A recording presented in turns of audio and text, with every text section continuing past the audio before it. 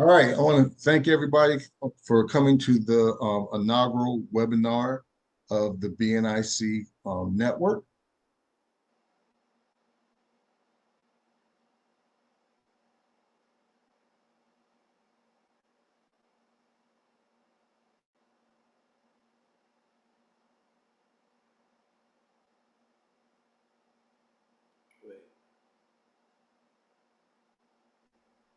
I didn't know I was muted. Thank you, everybody, for coming to the inaugural webinar of the BNIC Network's out-of-state investing. I'm going to be going over a couple of presentations. I'll be taking any questions during the presentation. Even though you'll all be on mute, you'll be able to enter a question in the chat. You'll be able to raise your hand. There's two presentations, and at the end, I'm going to go over information about an investment opportunity that we're currently doing. But we want to try to keep this to an hour and be respectful of everybody's time. Stefan is my intern, and so he'll be handling all the back office operations. So with that said, let's get started.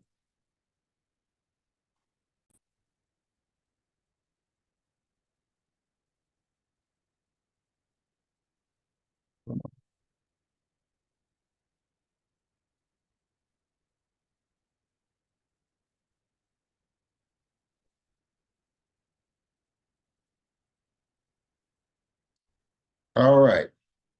So out-of-state real estate investing. And we're going to talk about a strategic approach for enhanced returns. But first and foremost, let's talk about who I am and why you should even listen to me. So I'm Michael Evans. I'm the president of Help Keep My Money and the BNIC network. Graduated from Loyola Marymount University with a degree in economics with a focus on econometrics. I've got over 30 years of experience putting together complex operational and financial systems, mainly for the government. I spent 4 years as the Chief Financial Officer and Administrative Officer for Santa Barbara County's Mental Health Department, where I was over $106 million annual operating budget. And after I left there, I spent 2 years as a contract CFO for a nonprofit in Santa Barbara, where in addition to being over a $7 million operating budget, I was also over an $11.5 million endowment fund. I do pride myself that there aren't too many Black men that have managed over $100 million, but I've done that and did it extremely successfully, and I learned a lot of things through the process. And I've taken a lot of what I've learned and now I've applied it to the real estate game.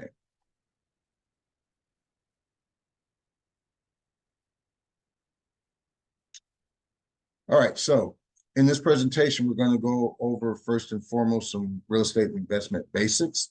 We're going to talk about cash on cash return on ROI, and we're also going to talk about cash flow. And then we'll jump into the advantages of out-of-state investing and what those are. So I'm going to start with a short video. It's about 3 minutes. This is a gentleman from Bigger Pockets. Bigger Pockets is by far the #1 real estate social media site out there. And if you're going to do any type of real estate investing, I definitely recommend that you become a member of Bigger Pockets. They have a lot of free information and a lot of connections. So let's hear what he has to say about the two top real estate metrics. And let me make sure I can share my sound. Here we go. I oftentimes say when I'm talking about real estate deals, I often say I'm looking for 2 different metrics that I care about more than anything. So one of those is called cash on cash return. All right, cash on cash return. The other one is just total cash flow. Don't mind my terrible handwriting. So those 2 things I care about more than almost anything else. right? Which makes sense. So cash and cash return is what percentage of my investment am I making back every single, what percent of my money am I making back every single year in profit from the cash flow? And cash flow is like a dollar amount. How much per month am I actually making? Now, I oftentimes say that cash on cash return, I aim for a 10 to 12%.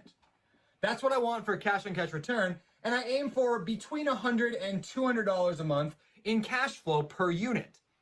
Now, the question was that I just got on a webinar is, what if the actual dollar amount looked pretty good, like achieved, like let's say I was getting $200 on a single family house, we'll call it, right? Let's say I was making 200 bucks, but I was only getting a 5% return. Would I do that? Great question. So here's how I look at that.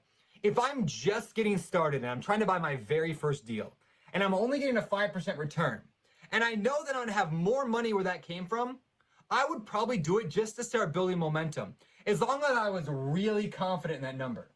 Because I believe in the beginning, momentum is more important than your actual return on a single investment. The knowledge and experience you gain. Now that said, I would normally say the cash on cash return number, the percentage, is more important than your dollar amount. Now, why do I have two of those numbers? It's because without using both those metrics, you can manipulate it. For example, what if I had a property that was making me $200 per month, but that fits my metric, right? But it cost me $10 million to buy that property. That would be a horrible deal, right? So that would be a super low, like a 0.0001% cash to cash return. Now, on the other hand, what if I had a property that was giving me a 50% return on investment? Whoa, that's really good. But that just might mean I put $2 into the deal because it was almost a no money down deal, and I made back only $1 the entire year. I was making back like 8 cents a month. That's a horrible deal, right? I don't want to make 8 cents a month. That's why I want both these things. Now, generally speaking, I care more about my percentage return than I do my cash flow number, but I would like to have both those hit my metrics. But again, I would be willing on an early deal just to build momentum to go a little bit lower than that. So hope that helps answer that question. If you enjoyed this video, make sure you give me the thumbs up below the video. And I guess follow me, us, Bigger Pockets, on everywhere at Bigger Pockets, and me personally at Beardy Brandon over on Instagram. Thanks, y'all.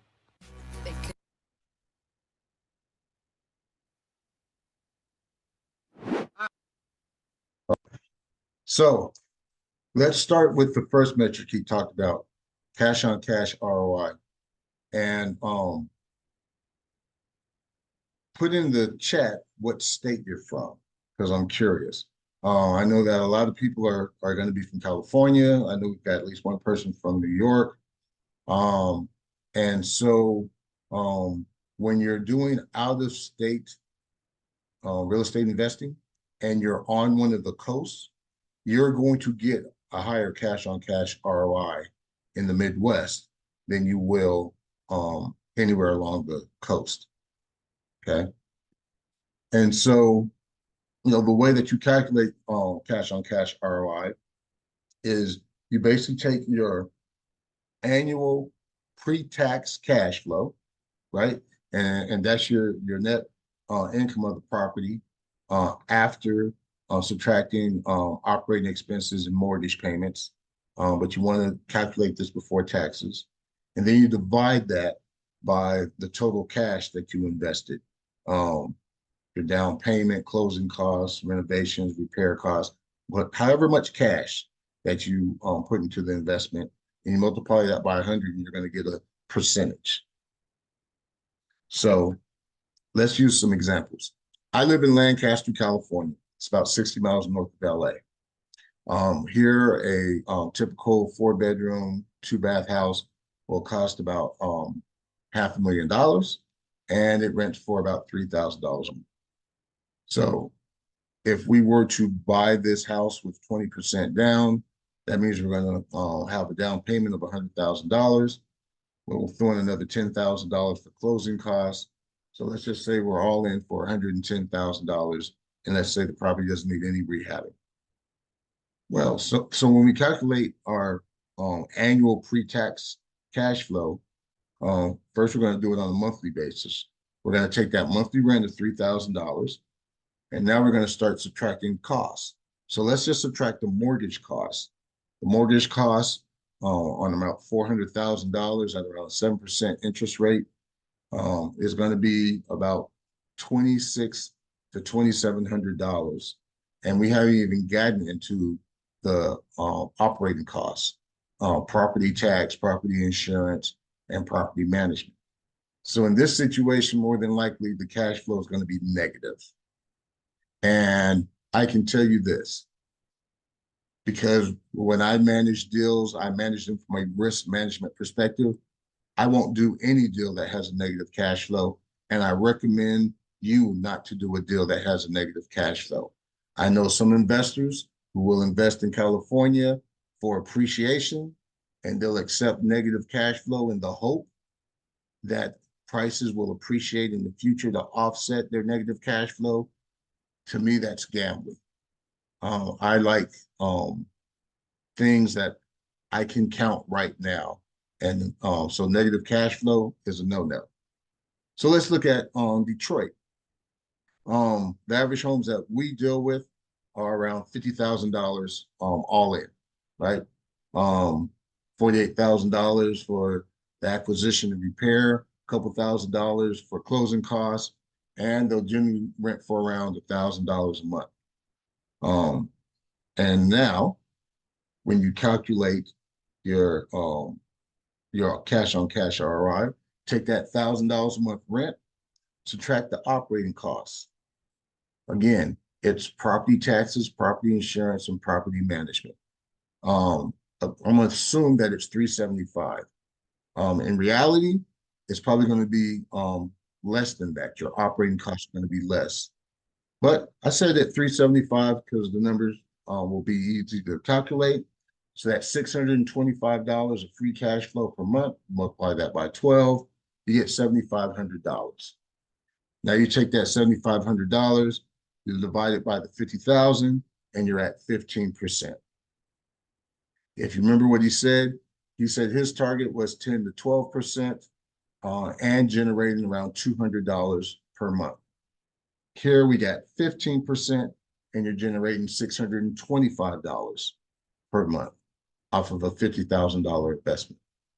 And so this is one of the advantages of being on the coast and being an out-of-state investor and investing in the Midwest is this higher cash on cash ROI.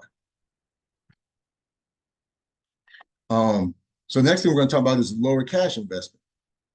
And so we're going to look at California, where the majority of us are. We're going to look at Florida, which is a popular state to invest in. Texas is definitely one. And again, Detroit, the market that we play in. So the median house in California is $860,000. If you were to get a loan and get 20% down and 2% for closing costs, you're going to need close to $200,000 to buy the median home in California. In Florida, that home is around $415,000. You're going to need close to $100,000. In Texas, $340,000. Going to need around $75,000 in cash. But in Detroit, with no loan, it's $50,000 cash all in. So let's say you've got $200,000. So what can you get in each of these markets? So in California, you can get one house, and you're going to hope that you can rent that house for $4,000 a month, but then you got to subtract the mortgage for that house. In Florida and in Texas, you'll get about two houses. Florida will give you a little bit more rent, but you still got to subtract the mortgages. In Texas, you'll also get about two houses, but you only spend about $150,000, so you have $50,000 left, but you're going to get less rent minus the mortgages. In Detroit, though, you can get four houses at $1,000 each with no mortgage, and so you can't do anything with $50,000 in any of these other markets because it's not enough to even get one house. And so and Detroit is symbolic of a lot of markets in the Midwest, where again, $50,000, you can go all in cash and buy a property. So lower cash investment. But now you are going to require better money management, right? You got to have tools and strategies for managing these out-of-state properties. The very first one is you got to have reliable boots on the ground. And as you grow a portfolio, unless you want to be the portfolio manager, you're going to need someone who can manage that portfolio for you. When you're looking at out-of-state investing companies, they call themselves turnkey companies. You want to see what type of systems do they have in place, specifically good communications system. You with the company with the vendors, with the tenant, with property managers. It's critical to have good communication systems. My company is invested in another company called Lofty AI. Lofty does out-of-state investments, real estate investments. And unfortunately, they don't have a really good communication system. And the reason why my company's invested in Lofty is to see how other companies are operating, and to look at the good, the bad, and the ugly, and to not make the same mistakes that some of these other companies are making. So you want to make sure that whatever company that you're dealing with, they have a great communication system. Technology, right? So when it comes to property management, that's called prop tech. Prop tech is property management technology. And so you want to look at what type of technology are they using to manage the entire deal, right? To manage the rehab and to manage property management. And we've talked a little bit about the financial planning and cash flow management. Markets in the Midwest have better financial ratios. We've talked about the cash on cash ROI, but let's talk about this other ratio, which is rent to price ratio.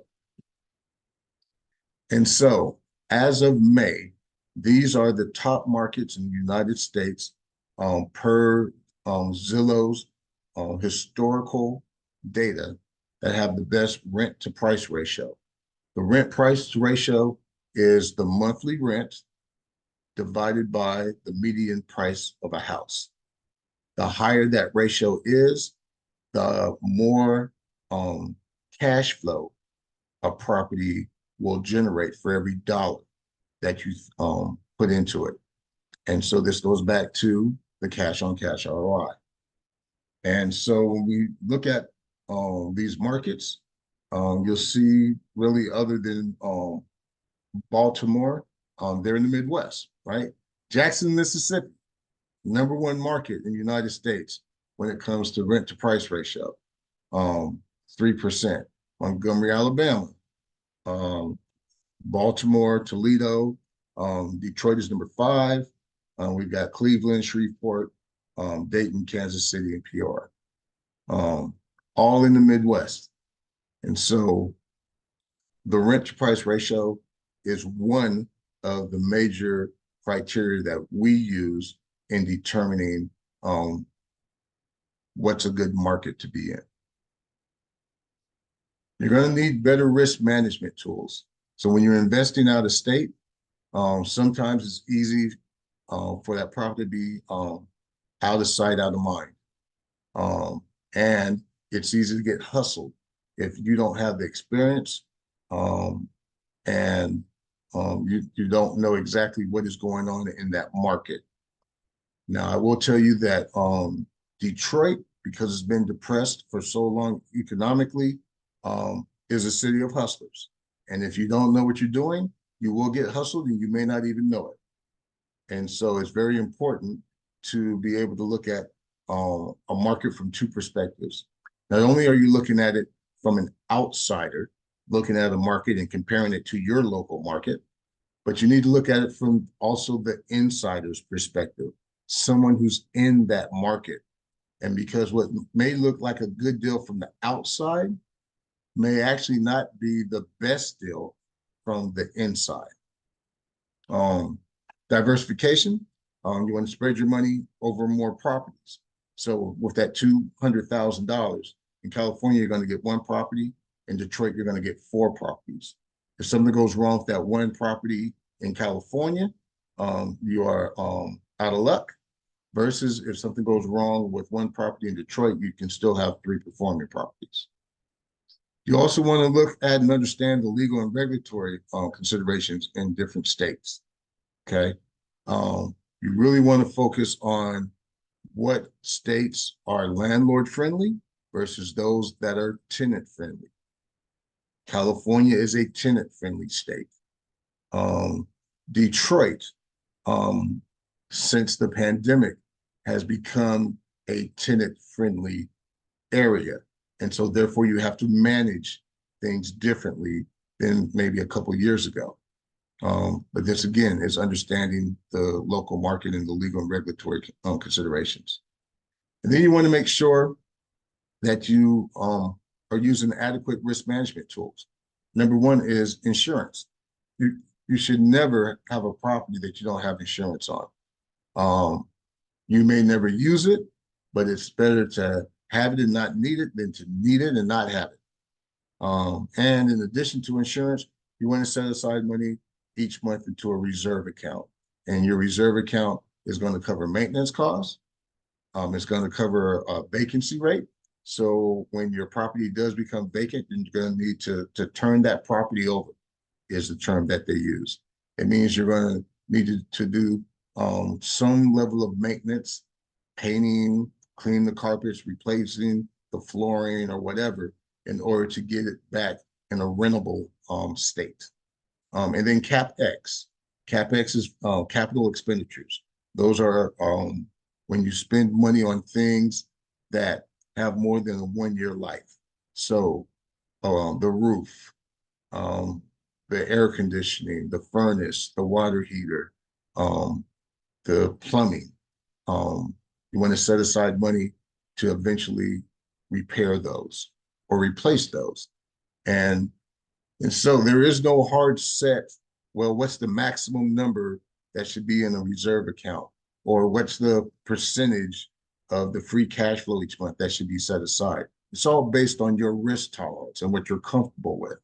But you do want to set a cap amount so that when you reach that cap amount, now that money that was going into the reserve account is now free cash that can go into your pocket. So we've talked about the real estate basics. We've talked about the advantages of out-of-state investing. And now it's time for Q&A. And let me jump into the chat because I couldn't see it while I had my presentation up. So give me a quick minute.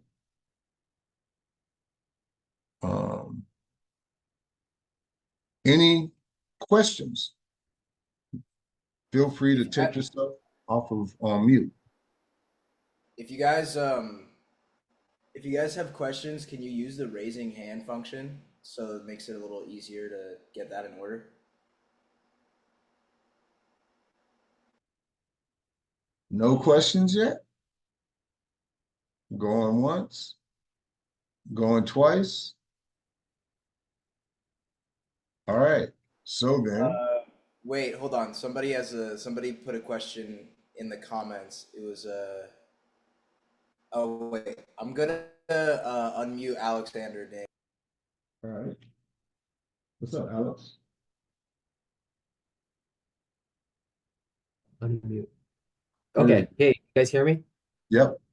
Oh, nice. Okay, cool. And so with the projects that you've been involved in, it's primarily in Detroit. So when you first invest in Detroit, they say that real estate is not passive, especially when dealing with contractors, you know, the workflow. You just got to make sure you check in on them regularly, like as in every day regularly, because, you know, even though you ask for something, you never know if they are going to fully deliver like your vision.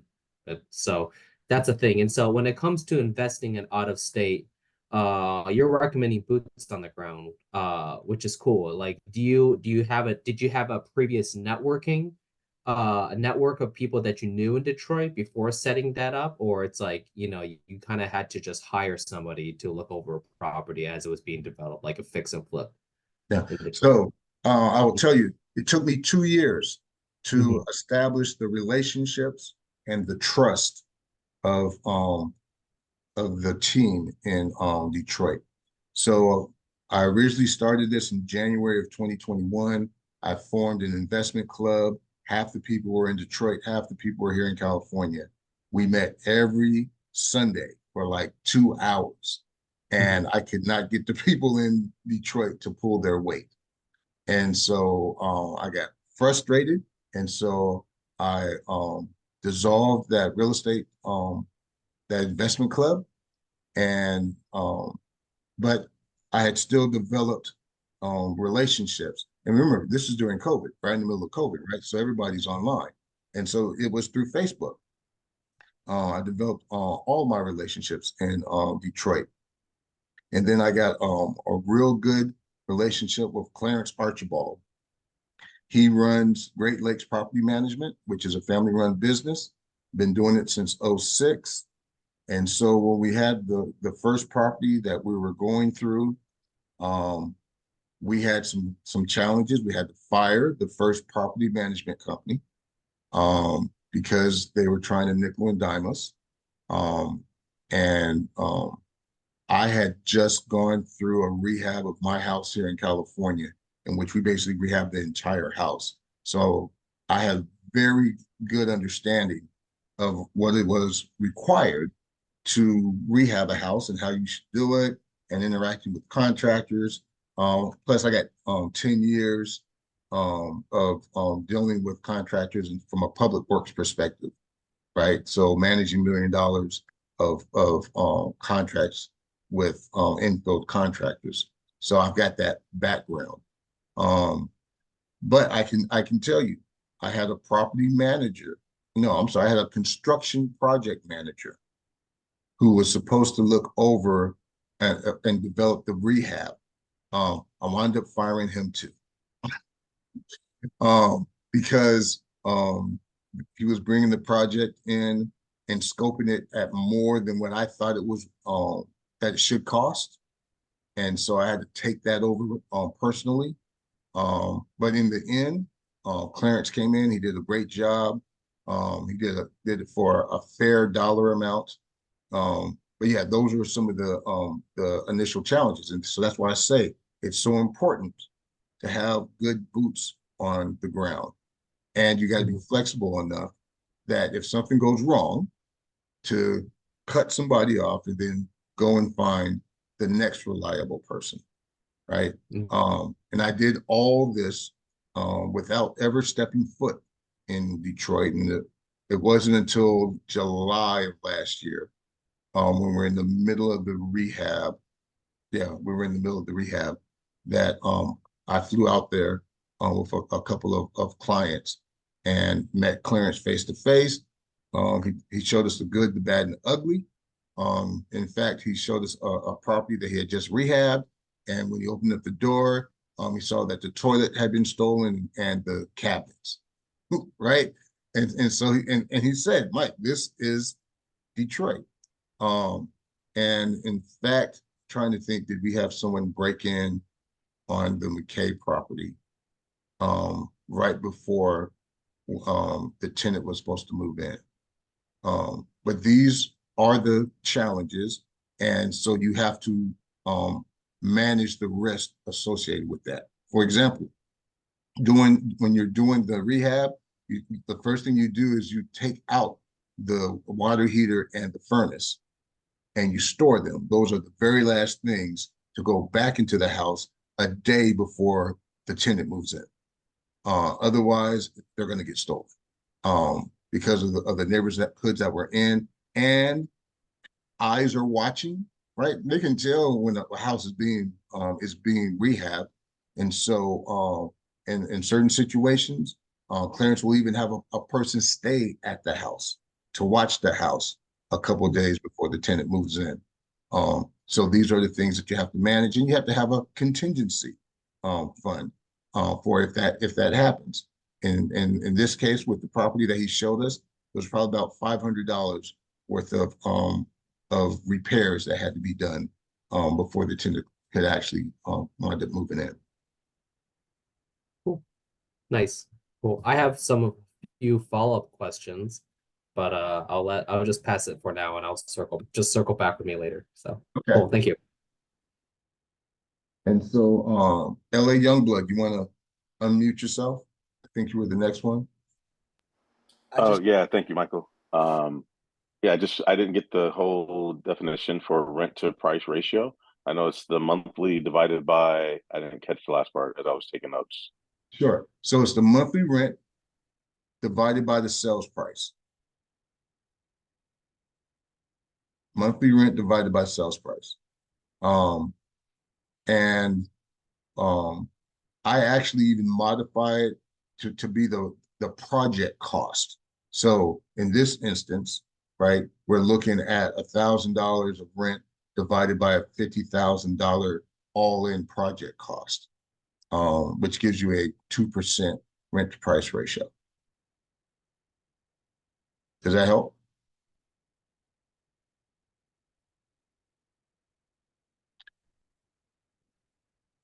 Okay. Who's next, Stefan? Mark is next. I just asked him to unmute. Hey, Mark. I agree with you in terms of your example of comparison with, for example, California versus Texas, Florida. Texas, on top of that, has got very high insurance costs, as well as Florida, and also high property taxes. So I know that places like Detroit, as well as Kansas City, some of those other places on that list, have better cash flow because of taxes and insurance. The main concern I have is having dealt with properties in Texas that were in rough areas, that were the kind of crime that your hot water heater or anything they could steal would get stolen. I found often did not attract the kind of caliber of tenants that were good payers, and there were just ongoing problems. So I've chosen not to invest in those areas that have that level of crime, because my experience has been the projected cash flow doesn't turn out. My very first property, which was a fourplex in Dallas, but in the, basically we'd say the hood, was $60,000, $15,000 a door, looked fantastic on paper. Cash flow was terrible, problems were terrible, tenants were terrible. So it was such an ongoing nightmare. I had hair when I started, and that property sold at foreclosure at the courthouse steps for $6,000. And that's the point at which I decided I don't need to be paying retail, paying at the top. I need to be the guy buying it for $6,000. So how do you build in adequate cash reserves for those kind of risks? Sure. So the very first thing is we manage the risk by dealing with experts in the area that we're investing in. So I talked about Clarence Archibald and Great Lakes Property Management. They've been doing this since 2006. So they went through, the 2008 crash. They currently manage over 300, a portfolio of more than 300 properties, mostly for out-of-state investors. Of the 300, over 40 are their own properties.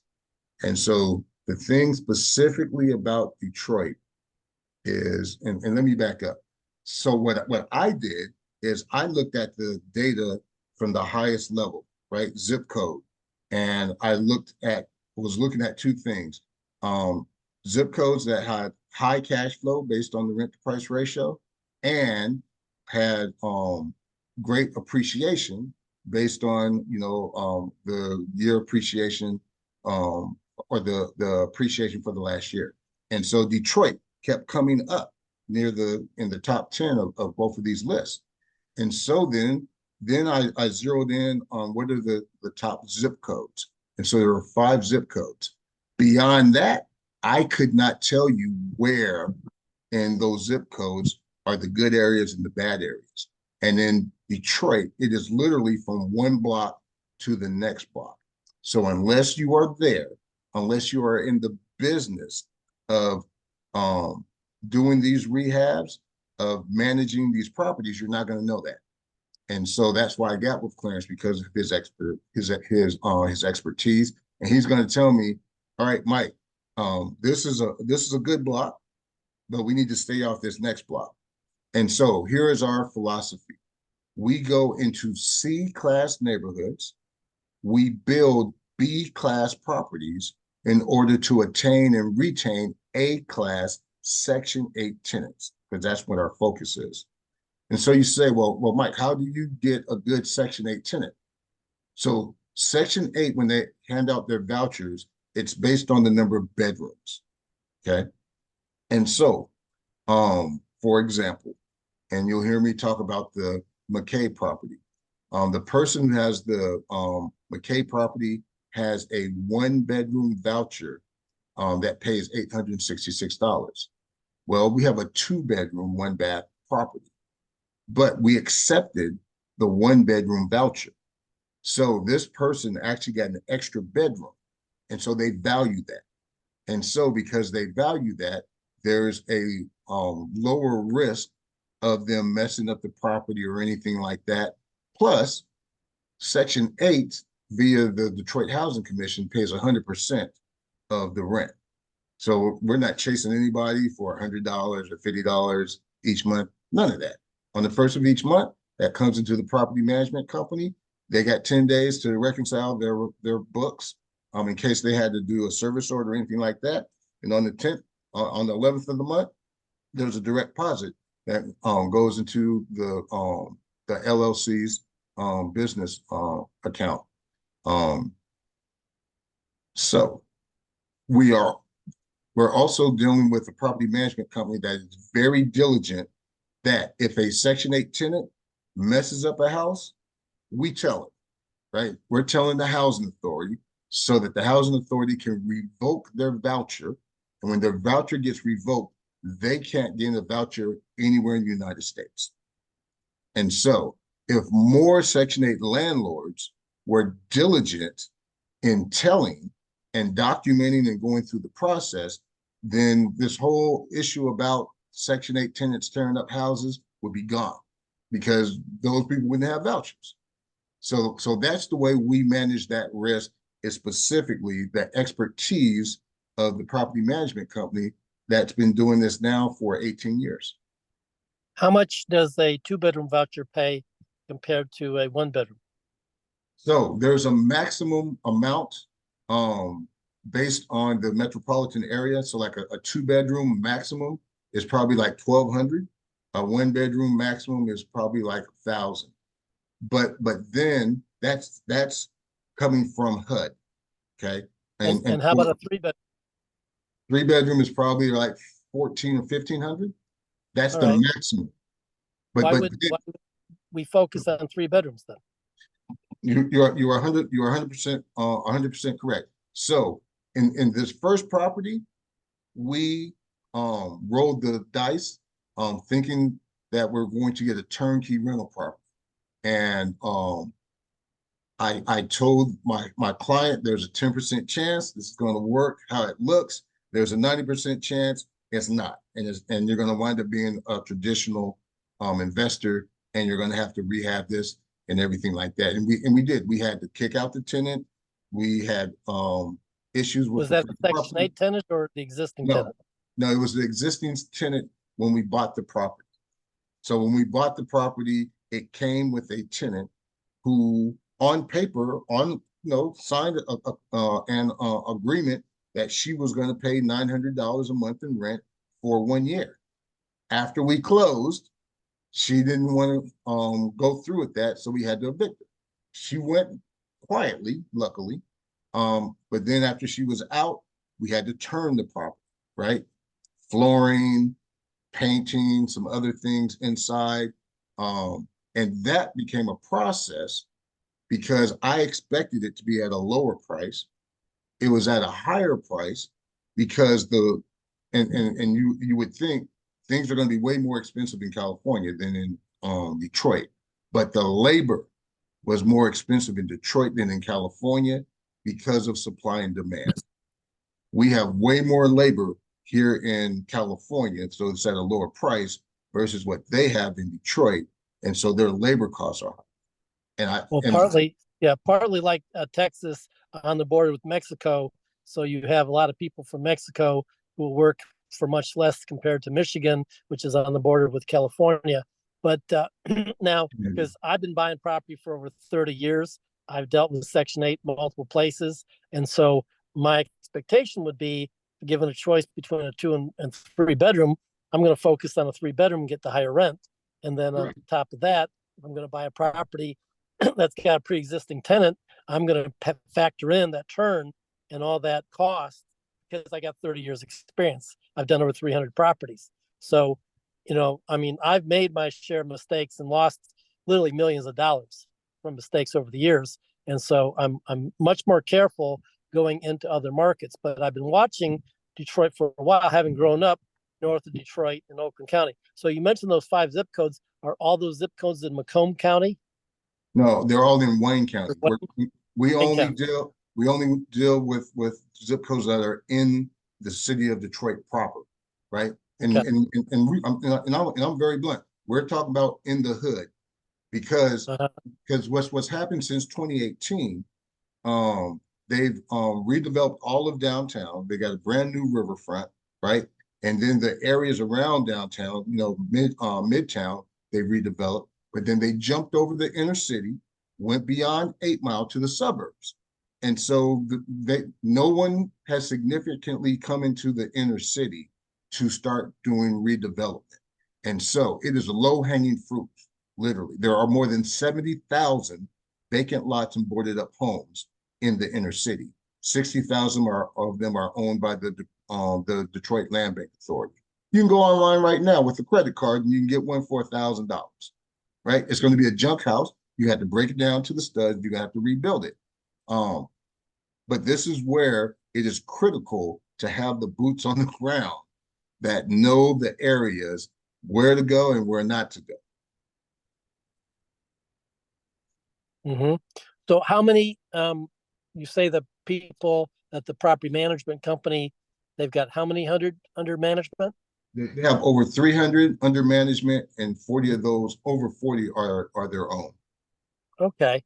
And how many of these houses have you and your associates done in Detroit so far? So we did the first one.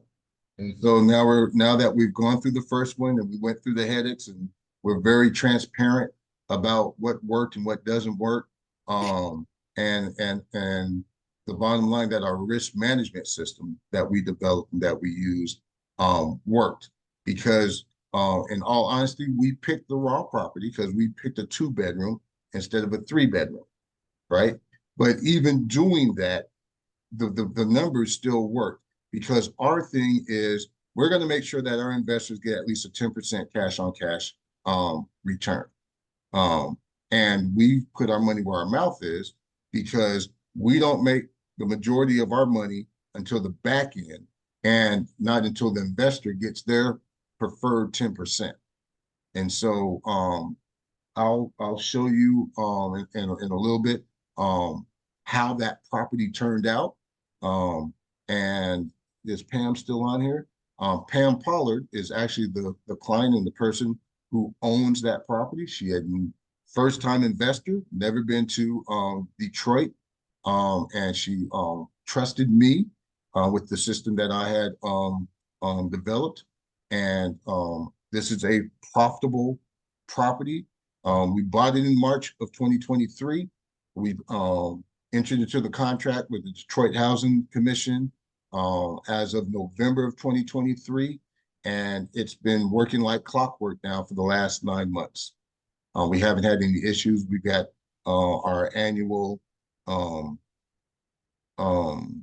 review with the Housing Commission and inspection that'll be coming up.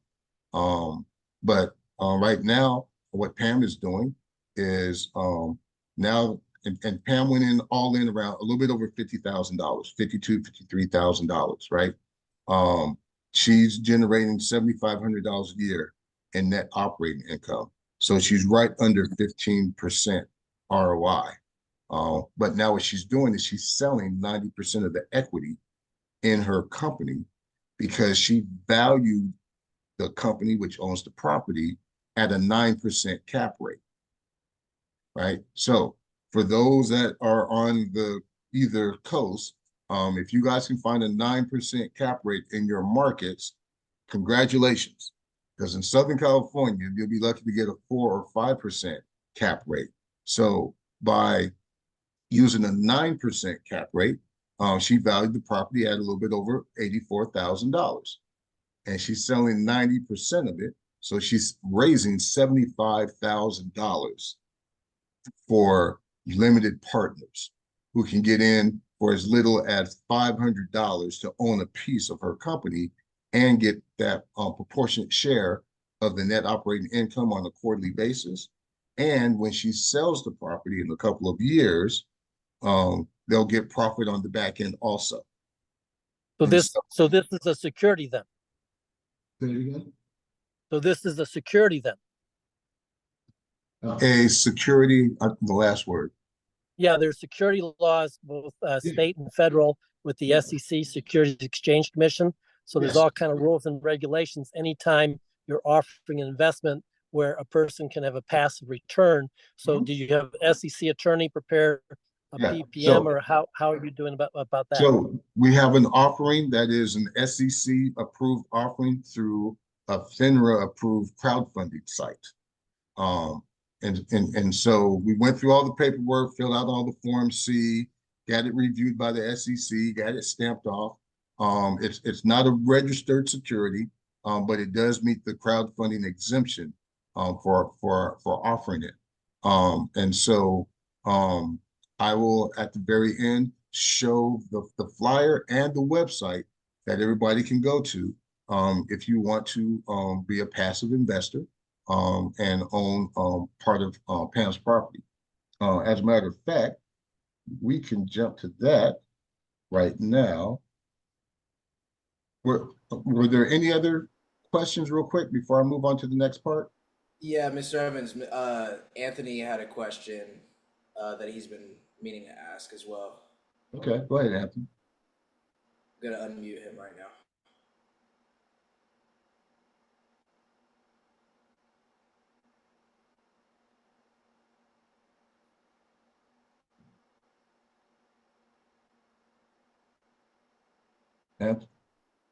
Anthony, are you able to unmute yourself? He says he's sorry, he's at work. Okay, well, I guess because this is gonna be recorded, he can see this later. He says he think that I answered his question. Oh, okay, yeah, because he was asking if you have a specific, or sorry, hold on.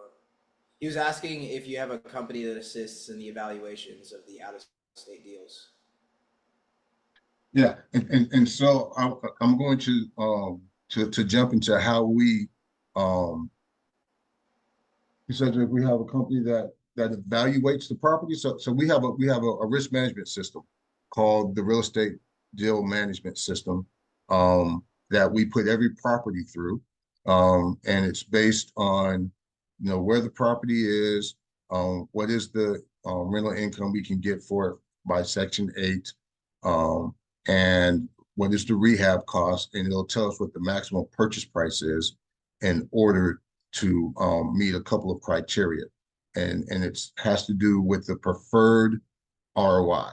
So again, we put our money where our mouth is and saying our investors are going to get at least a 10% cash ROI, either by flipping the turnkey rental property, or even if they keep it, where we are confident that they're going to get at least a 10% cash on cash ROI. And that starts with our real estate bill management system. Now, I know, Alex, you said you had a couple of follow-up questions. You want to unmute Alex? Yeah. Yeah, I think you were able to answer one of them. I guess the only other follow-up question I have is uh what was it? Oh, like in terms of like getting boots on the ground, like from a networking standpoint, like you work with some people where it's like you maybe implied that you had to take a strategic loss, you had to take over the property and fire some of the contractors. And if you're diving into an unknown market, like in terms of working with other people, this might just be like a soft skills question, but like how do you like working with people, like do you work like how do you determine like who to work with? And some Yeah, people say, yeah. yeah, So, like I said, in Detroit, it literally took years to develop the relationships and to develop the trust, right?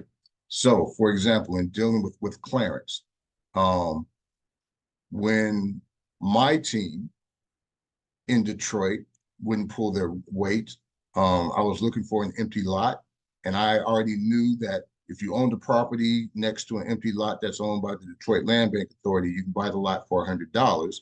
So I told my team, go find me a lot that we can put a modular home on. And their first question was, well, how much is your budget? And I'm like, I don't know how y'all negotiate in Detroit, but in California, we negotiate from the bottom up, not from the top down. And so if I tell you I got a $5,000 budget, then they're gonna come back and say, hey, we found a lot for $5,000 when I know that you can get a lot for $100, right? And so it's very frustrating. But Clarence and I entered into an agreement. He had a property. It was next to a vacant lot. He bought the lot for $100. I told him that I'd put the modular home on there. But then everything else with my group fell apart. But me and Clarence still had a good relationship. And because he was on Facebook and we were in the same investor groups for Detroit, I saw his interaction. I talked to other people that was doing business with him, right? So it takes time, because when we bought this house, I wanted Clarence to do the initial property management, but he was on vacation at the time. So I had to go with another property manager that I didn't have that more established relationship. And in the end, I wound up firing him, right? So yeah, it takes time. It takes time. So let me share my screen again.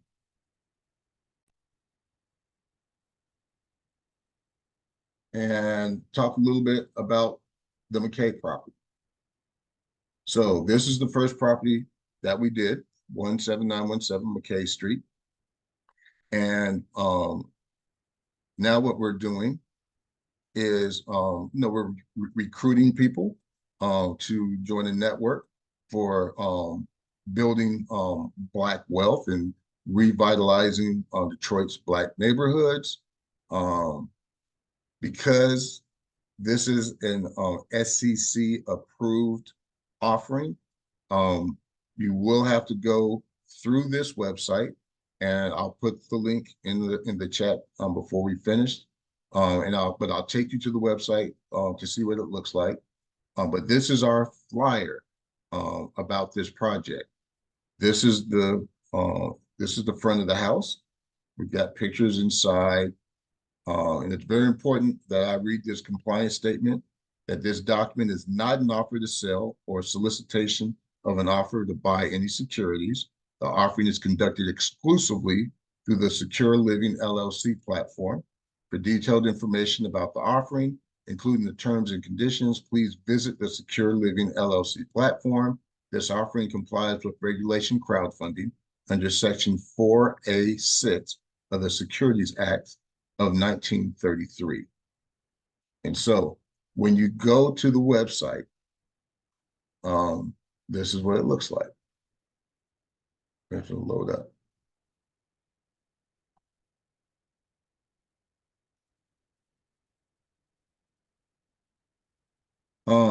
And so we're raising $75,860 dollars.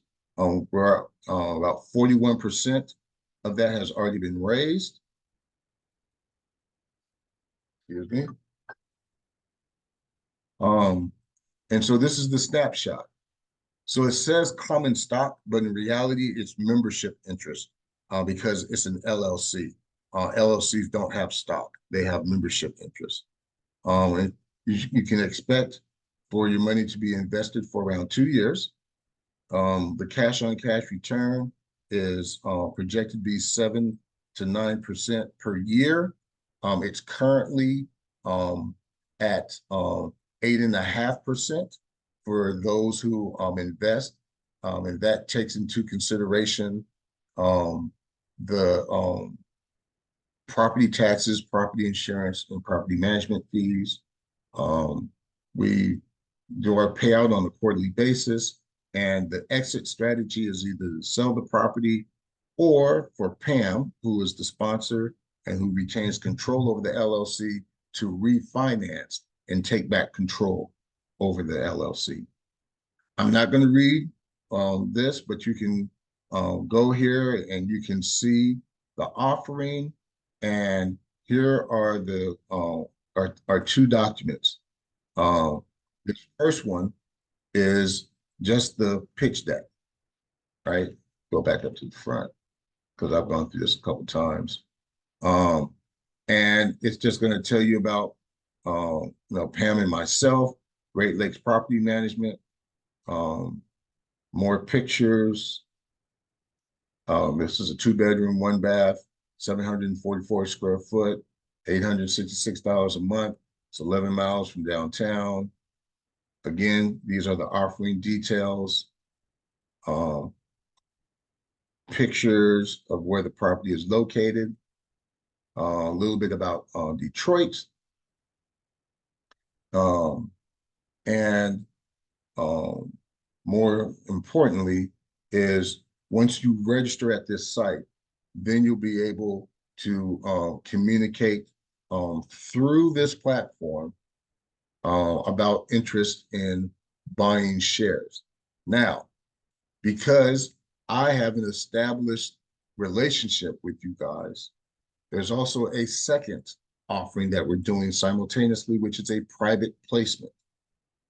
The private placement offering is an offering that is not required to be registered with the SEC. And all it requires is that we have a pre-existing substantive relationship and that you are a sophisticated investor, that you know the risks and understand the risk. I recommend that everybody who's interested come to the website and that you click on this Form C. This is the technical formal form that we had to complete with the SEC, and it is extremely detailed. And it's got, these are all the things that it has, that it covers. And it's got a bunch of exhibits, the financial statements, the risk, the operating agreement, the pro forma, the pitch deck, everything. So I recommend you, whether you want to invest through the crowdfunding website or whether you want to invest directly through our private placement, that you go to the website. And I put a link to the website, and make sure that you download that Form C. Because even if you say, Mike, I just want to go through the private placement offering, I'm still going to give you everything that's in the Form C. So any questions about how that works with the crowdfunding or the private placement offering? And I call this a poor man's syndication. So what is the difference between private placement and crowdfunding? So crowdfunding was introduced during the Obama administration, and it's supposed to allow smaller companies to be able to raise money from just regular folk, right? But there are still hurdles associated with crowdfunding raises. There's still some costs that you got to pay to the platform. You got to pay to some attorneys, and you got to pay to some escrow officers. And so for small capital raises, it can be cost prohibitive. But there are also limitations on non-accredited investors. So let's talk about the difference between an accredited investor and a non-accredited investor. An accredited investor is someone who makes at least $200,000 a year or $300,000 as a couple and has a net worth of at least $1 million, not counting their primary residence. If you meet that criteria, then you are an accredited investor, and the SEC thinks that you have enough knowledge that you can go in and invest whatever you want. If you don't meet those criteria, you are an unaccredited investor. The SEC puts limits on how much that you can invest through the crowdfunding platforms. And it is basically no more than 10% of your annual income per year across all crowdfunding sites. So if you make $50,000 per year, you're limited to invest no more than $5,000 per year across all crowdfunding platforms. So, we're offering a real estate investment opportunity. Another crowdfunding site may be offering a debt security to fund a startup business. And you may want to invest in both things. Together, if you make only $50,000, you cannot invest more than $5,000. And so it puts limitations versus a private placement does not have any of those limitations. There's no limits to how much money you can raise. On the crowdfunding, you're limited to $5 million per offering. Doesn't matter whether you're accredited or non-accredited. All that matters is that you're sophisticated. And the SEC defines a sophisticated investor as someone who has the experience or education to understand the risk associated with the offering. And then probably the most important thing about private placement is that you have to have a pre-existing substantive relationship. The SEC does not define what that exactly means. It gives some guidelines, but what it basically means is I can't go out just advertising, hey, come and invest and earn 8.5% return through our private placement offering. I can't do any direct advertising. And I cannot talk to you and make you the offer the first time that we meet. There has to be that pre-existing substantive relationship. Now, everyone here was invited by me because I've met you somehow, some way. And so we already have an existing relationship, even if we've only met once, because the SEC does not put a time limit or how long you have to know a person or how many times you have to have met them. So most real estate syndications, when they're raising money from different people, are private placements, because private placements also don't have to do any registration at all with the SEC. If I invest $5,000 to test the waters, how much of that goes to fees and et cetera. So all of the fees are being paid out of the profit that is being raised. So Pam put $53,000 in, and she's looking to get $75,000 out.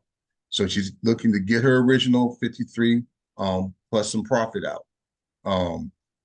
If she were to do the entire raise through the crowdfunding site, she'd spend about $4,000 in fees to the crowdfunding platform. If she did it all through the private placement, then there would be no fees. Because again, the private placement is a totally different animal. You don't go through a third party. Pam and I, as the sponsors, do the private offering or the private placement directly. So it's all according but let me say this. But your $5,000 buys you a portion of the equity. And so let me use some easy numbers, right?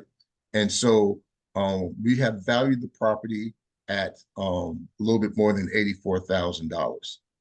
And so if you were to invest $8,400, you would own 10% of the LLC. Now, that would be a limited partner. And so as a limited partner, you don't have any voting rights. You're along for the ride.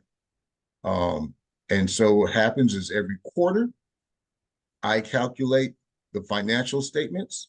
I make sure that enough money has been put into reserves, and then what's left over after paying property management fees, property insurance, and taxes is distributed to the owners proportionately. So if you invested $8,400, you would get 10% of the net operating income every quarter. Then when we get ready to sell the property, then we would look at the profit that would be made again against the $84,000 at which you bought in. And so if we sold it for $100,000, and so we made $16,000, that $16,000 would then get distributed proportionately to all of the owners. Again, it is really like being a poor man's syndication.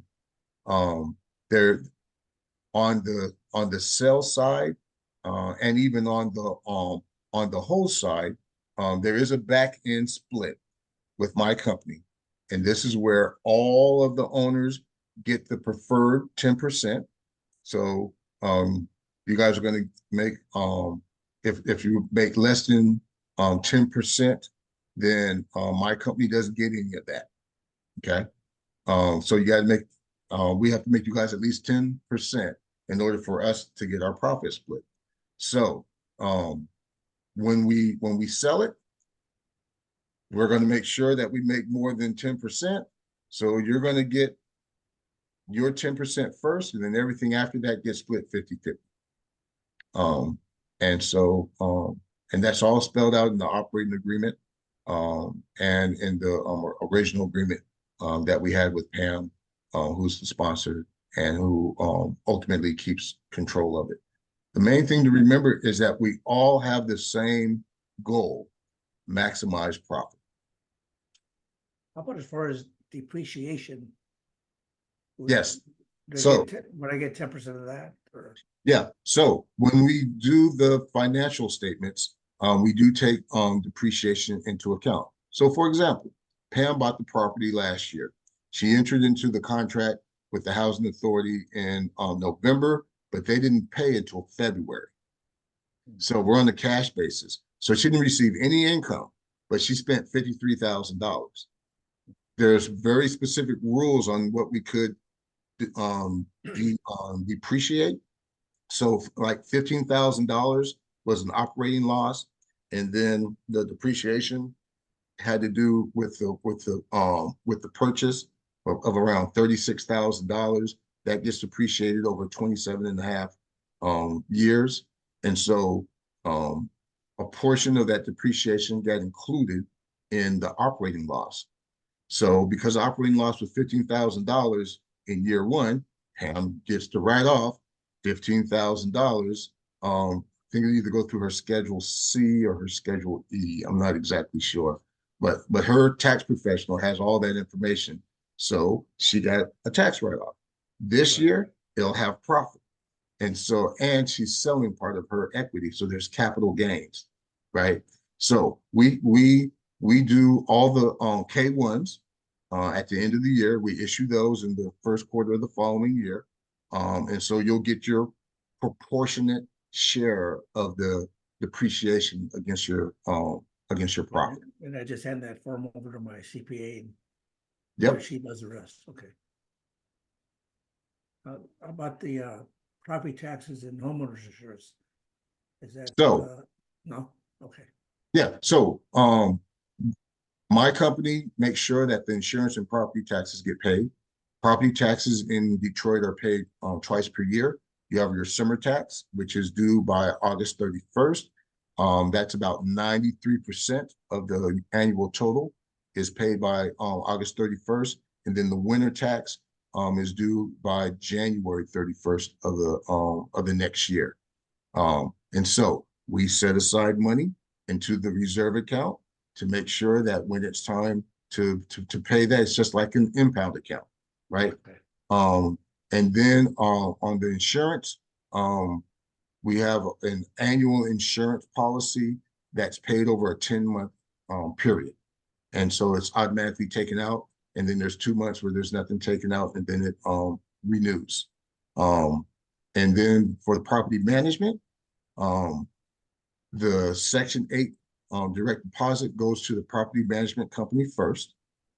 They take out their 10%.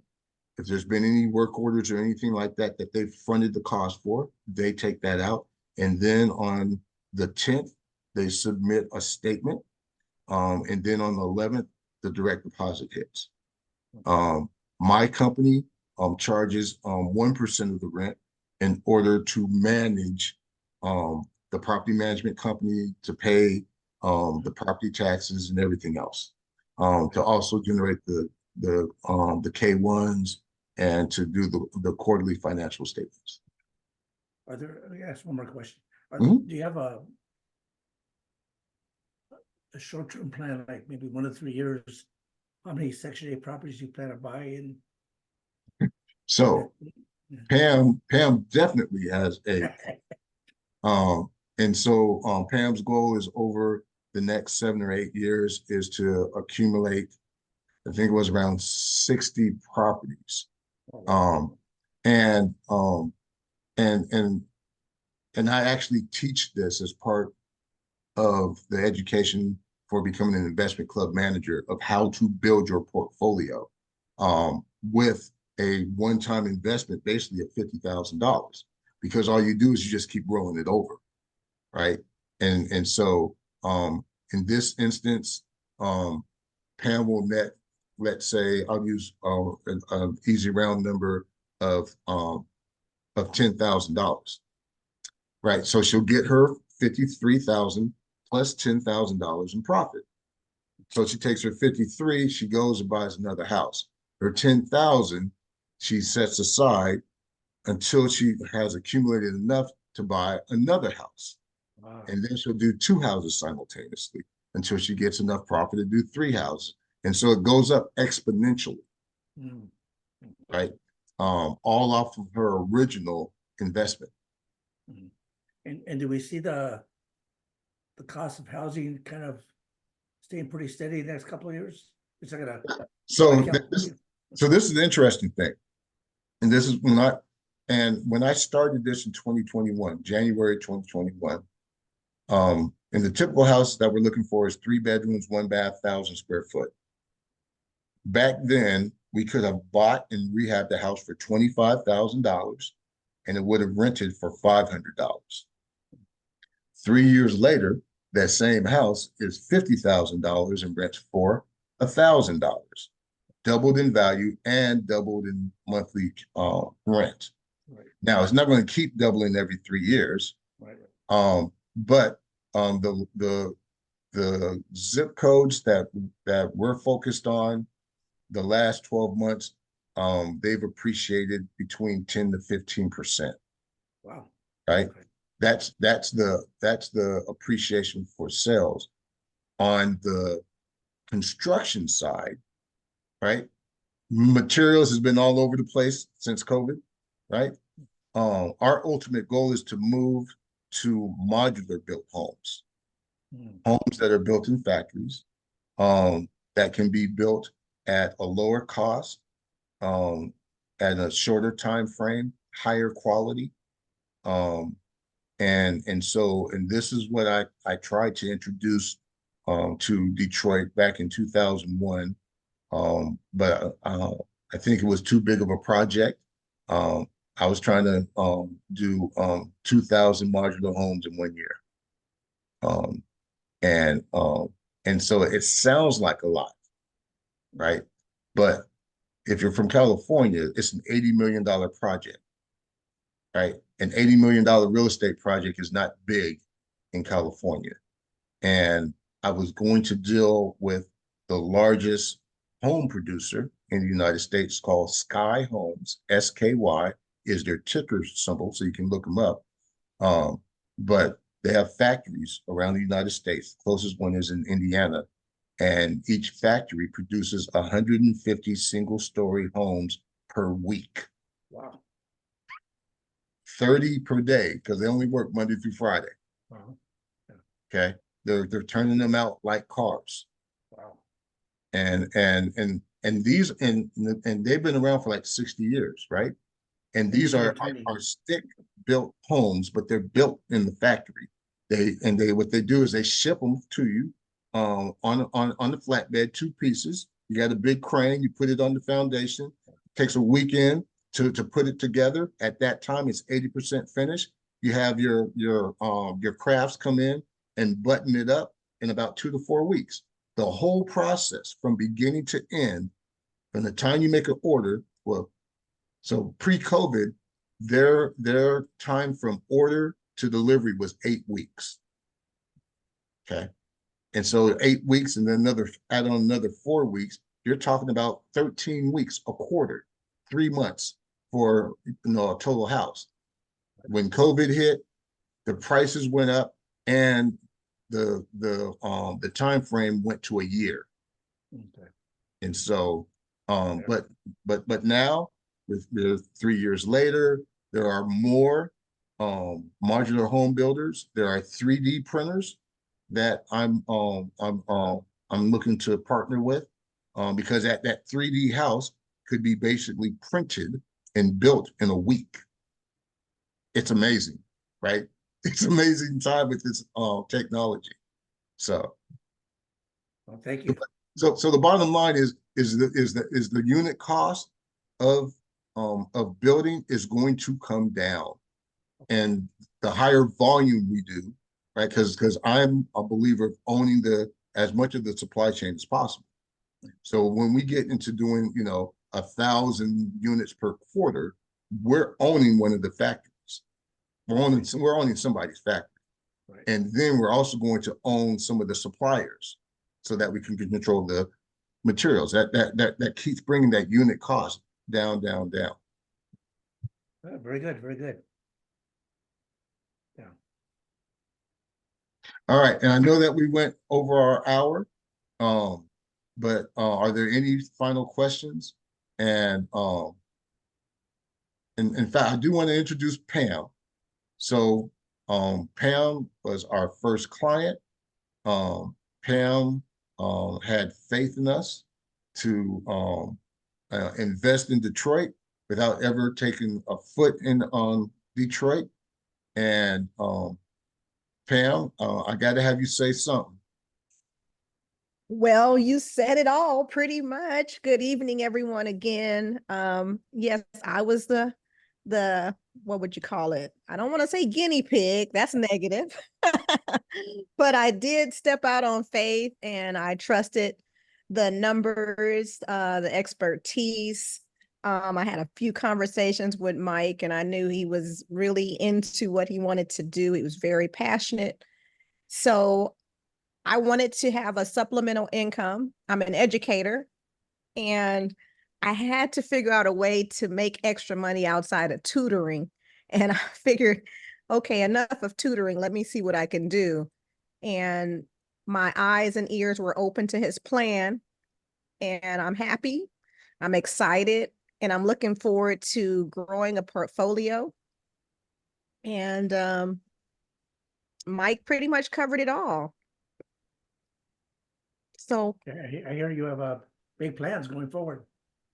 yeah, I have big dreams. That's great. I'm That's looking great. into my retirement years. I have a few years before I retire, so I'm looking at options of streams of income that will help me. So yeah, this is Great timing. yeah, perfect timing. And I really love the idea of the modular houses. I think that's like a that's better than a turnkey almost, because you're not dealing with a lot of the headaches and obstacles that we had to go through in Detroit. Seems like it's just a one size fits all almost kind of concept. And that's what I'm looking forward to.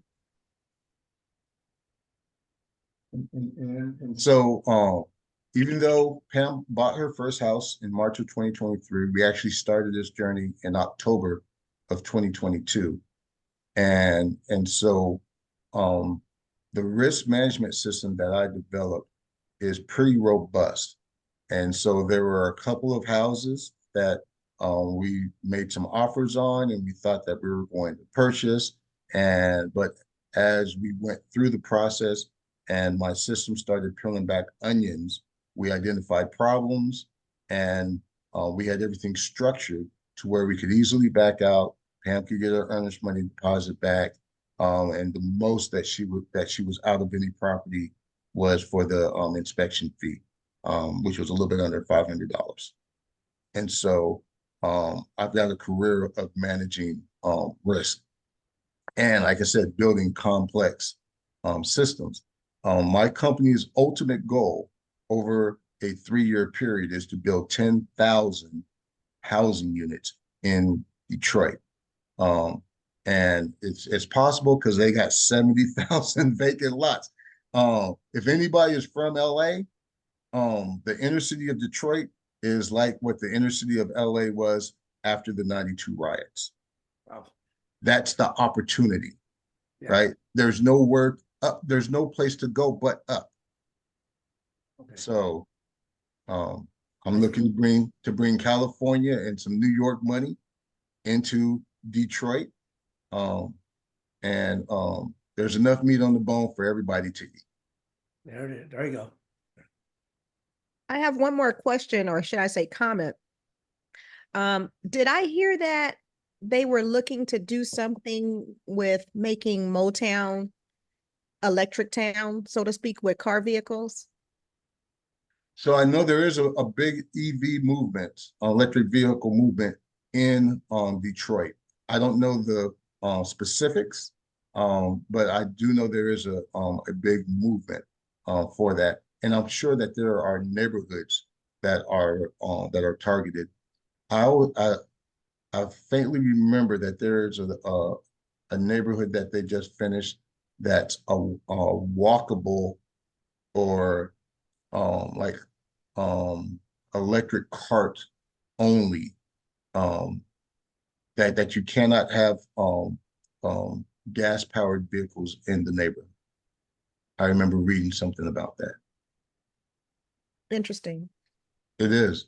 And like I said, it's a fun time. The thing about Detroit, at one time it had 2.5 million people back in the 50s, and right now it's got a little bit under 700,000.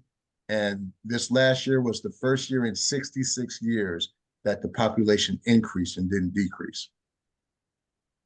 So again, you're at the bottom, right? You're at the bottom. So this is the time to go in. And like I said, there's enough meat on the bone for everybody to eat. We don't have to take advantage of anybody. And we help stabilize the Detroit inner city market compared to every other major city that you've seen, where it comes in and gets gentrified, and then pushes the people who have traditionally lived there out because they can't afford the rents. Any other questions before we end? Detroit equals opportunity. Definitely. And we haven't even talked about the opportunity zones and opportunity funds. That's the cherry on top of all of this. I will say that until next week when we talk. All right. Seeing no other questions, I'll let everybody get back to their Sunday afternoons and Sunday evenings. Everybody have a blessed and safe week. Goodbye. Wait, Bye. Hold on. Stefan said, hold on. didn't you say that you have everybody's email because you were going to send some informational stuff after the end of the meeting? Yeah. So through your registration, I'm gonna follow up with an email. The presentation that I did today will be an attachment as well as the flyer that I've been open for Pam's property. Thank you. All right. Thank you. Stephen, can you stay on? Yeah, of course. All right.